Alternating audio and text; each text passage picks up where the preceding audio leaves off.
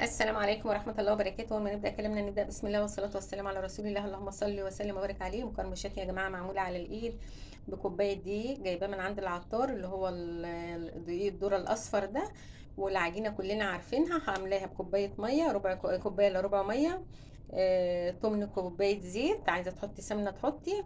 وبتشكليها، وجايبة ألوان صناعية، وعملت العجينة 4 كور. وحطيت كل كوره كده، حطيت لها لون من ده، وطلعت بسم الله ما شاء الله. وبتدهني الزيت، الصاج او الصينيه، زيت بفرشه الحلويات، وبتعمليها. والعجينه بقى ايه، بتشكليها. شكلتها وجبت الوان من عند العطار، الالوان صحيه يا جماعه، ما حدش يخاف منها، الالوان زي الفل.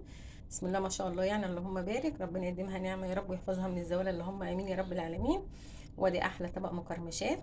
وربع معلقه بيكنج باودر، وربع معلقه ملح كمان يعني. تمام تمام. وبتشكلي بقى ايه العجينه، انا قعدت اشكل بقى، ودي بس اللي هي الطويله دي اللي عاملاها بكيس الحلوين، وده بقى انا قاعده مشكلاه كده مع نفسي.